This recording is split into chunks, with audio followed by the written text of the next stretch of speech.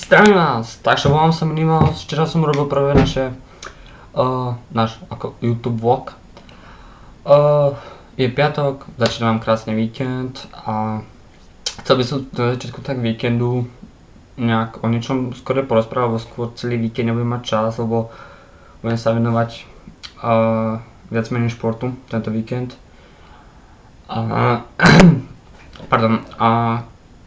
Neviem, ako by som celkovo začal, alebo čo mi som presne tak rozprával, a v minulom videu som sľúbil, že vám ďalej asi niečo poviem o Bibe a ďalej o mojom živote. Čiže pre mňa nie je to nič zaujímavé, ale aby sme sa lepšie spoznávali, tak čo povedať, proste o Bibe ešte raz 1 500 krát ďakujem za všetko, čo pre mňa urobila. A som strašne rád, že som v mojom živote mohol niekedy stretnúť. Presne som vám spomenul, že vám budem, neviem, či som vám spomenul, ale zdá sa mi, že som vám vravil, že vám budem ešte o niekom rozprávať, o ktorom by som... To sa týka Adama. To je môj braček, dá sa povedať, my sme jak očetreh na Vinetu doslova. Bývame obidvaja vo Viedni, kde sa práve aj nachádzam. On tu už je 4 roky, ja som tu 3 roky a stretávame sa, jak sa nám dá, lebo on má predsa školu, teraz ide nakoniec za mnou pracovať ako ja. Má priateľku a tak ďalej, takisto mám svoje veci, takže sa nemôžeme toľko stretávať, ako by sme sami chceli. Ale zase keď sa stretneme, tak to stojí fakt za to. Teraz vám ukážem ukážku, pár fotiek, čo mám s ním. A prisahám, že to sa docela na tom zasmiete, lebo neviem ešte presne, ktoré fotky vám ukážem, ale určite vám ukážem z niektorých večerov, o ktorých strávil som iba ja s Adamom a bolo to neskutočné. Takže smejte sa, ľudia.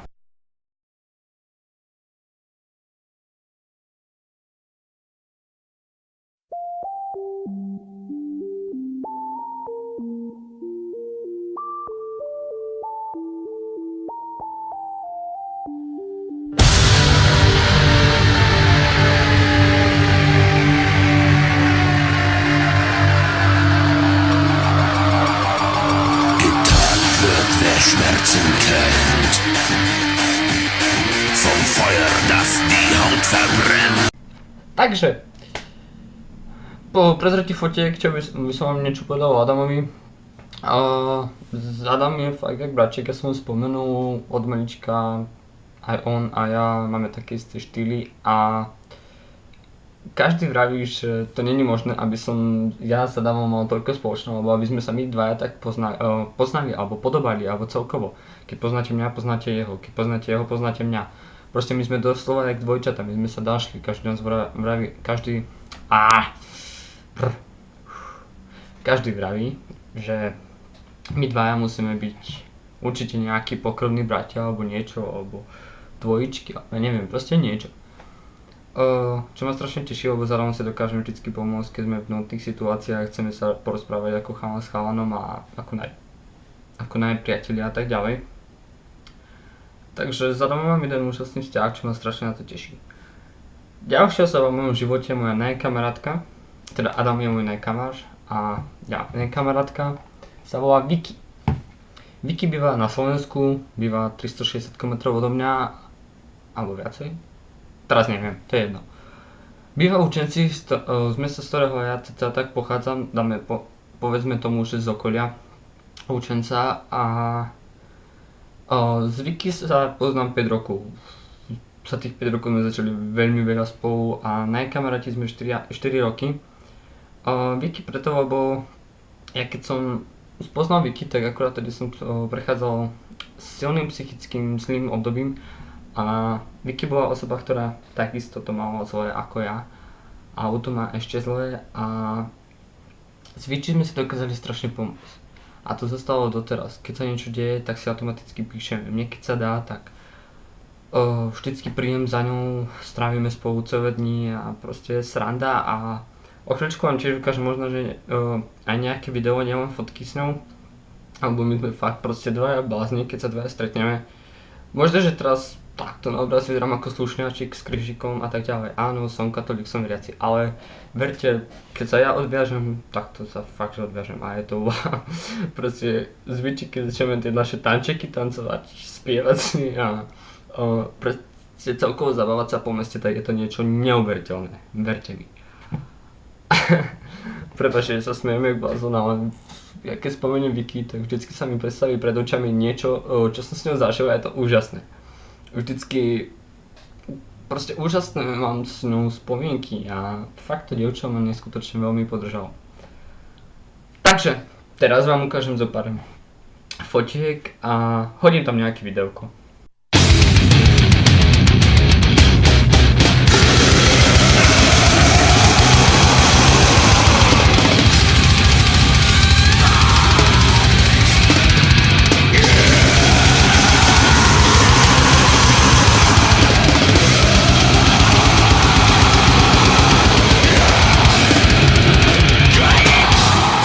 Takže kúpili sme si video a fotky, tak. A dúfam, že ste sa na to zabavili, lebo vážne Vici je proste fakt veľká osoba, na ktorej mi záleží v mojom živote, takisto ako Adam. A teraz už do môjho života tretia osoba a to je Biba. O Bibe som rozprával napríklad v minulom videu a tak ďalej, že ma strašne zmenila a tak ďalej, celkovo môj život, myslenie, pocity a tak ďalej. Je to pravda, je to tak, nedokážem doteraz ešte tomu sám pochopiť. Teraz si máme po pár dňoch volať.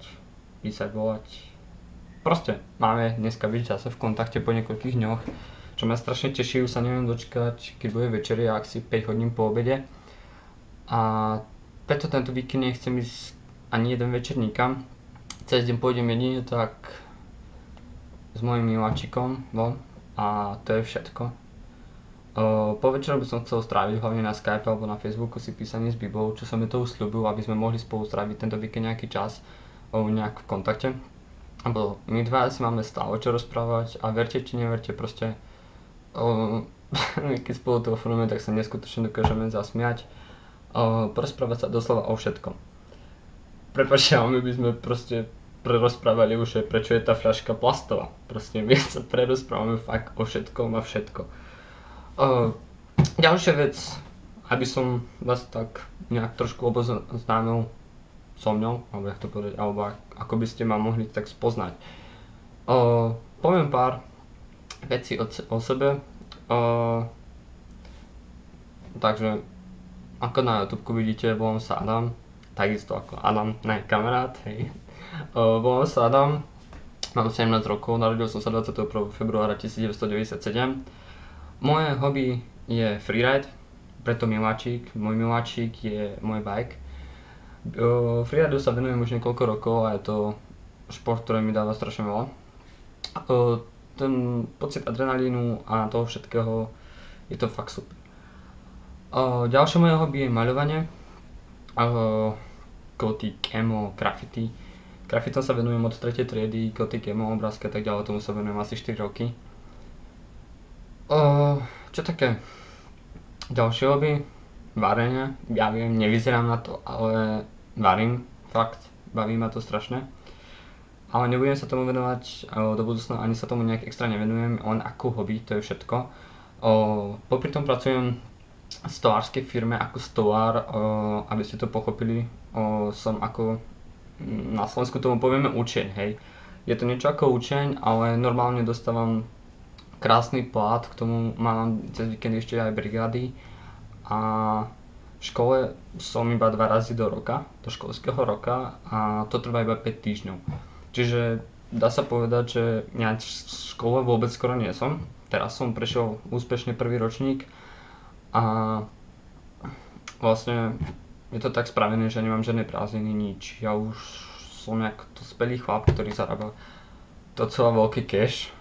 Dá sa povedať tu v Rakúsku, že to sú celkovo veľké peniaze, čo už ja zarábam. Akože s porovnaním so Slovensku sú to obrovitánske peniaze. A chvála Bohu som sa dostal so šťastím do najlepšieho stolárstva tu vo Viedni od roku 1982, čo je. Firma je od roku 1960 ale najlepšia firma je od roku 1972. Za 10 rokov sa tá firma dosiahla vysokú úroveň a to je niečo úžasné a fakt človek, aby sa tam dostal, tak musí niečo dosiahnuť alebo musí byť fakt šikovný. Nechválim sa, len vravím celkovo, aby ste si nemysleli, že to je ľahké a neviem čo. Tak, ďalšie niečo o sebe. Som pred 3 rokmi sa prisťahoval do Viedne, do Rakúska. Presťahoval som sa po rozchode našich rodičov, ešte s mamkou sme bývali v jednom izbovom byte v Lučenci pol roka. Potom mi mamka dala takú ako, tak to povedať, neviem to povedať po slovensky, prepáčte. Proste spýtala sa ma, že či by som chcel ísť do Viedne alebo či chcem zostať na Slovensku. A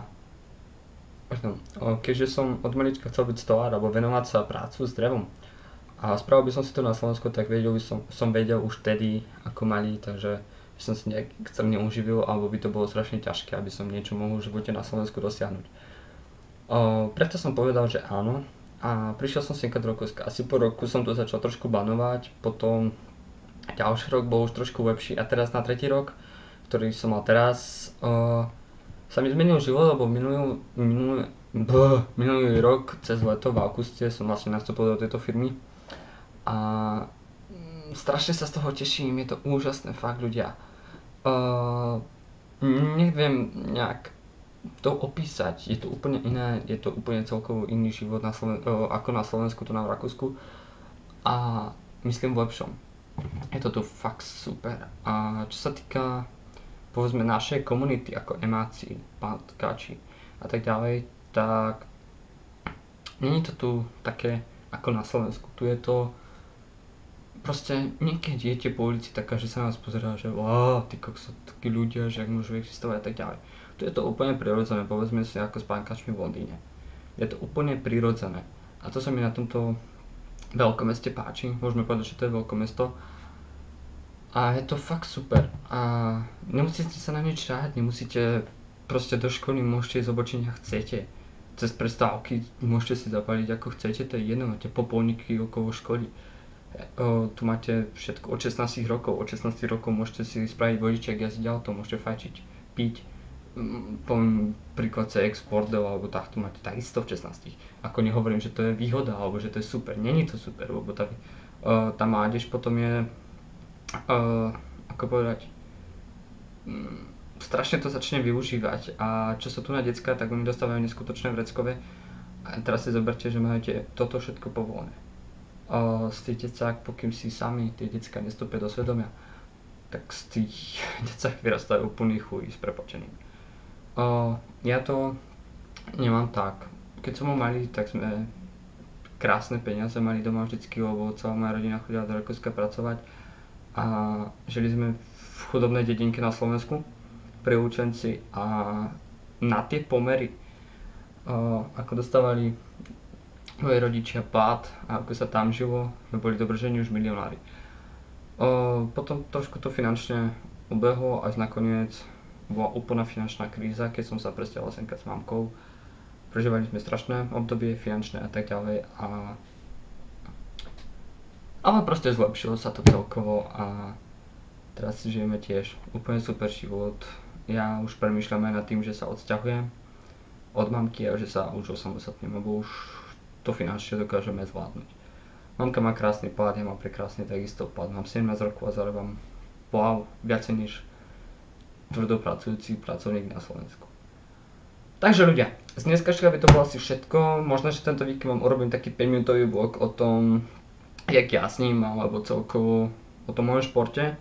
V ďalšom videu by som vám tiež ešte niečo porozprával tak o sebe a potom, neviem, môžete hádzať do komentárov, že o čom by som mal tak rozprávať, alebo by ste mi mohli tam napísať nejaké otázky, aby som vám o sebe povedal. A nezabudnite, že hlavne tieto videá robím kvôli vám, kvôli tomu, aby som sa vám predstavil, aby ste chytili nejakú dôveru vo mne a aby ste mi mohli napísať, kto bude chceť, zverejním na YouTube môj Skype a prosím vás ľudia, fakt mi napíšte, keď vás bude niečo trápiť alebo budete sa chcieť vyrozprávať a až budete mať problémy v rodine a tak ďalej. Ja som si doslova prežil všetko a počasie budeme sa takto spoznávať. Nechcem vám povedať o mojom živote všetko, lebo sú to predsa súkromné veci, ale sľubujem, že dôveru vo mne môžete mať a že tieto videá nerobím pre seba, robím všetko len pre vás. Takže ľudičky, proste užite si víkend, nemyslite na nič, všetko zle, zahoďte za hlavu, choďte za svojimi priateľmi, za pravými priateľmi a nie za tými ľuďmi, čo sa prestierajú ako vaši priatelia. Choďte za pravými priateľmi, alebo choďte do prírody a choďte si krásne užiť víkend proste. Takže ešte raz, čau a vidíme sa do nedeli, dajme tomu. Čau!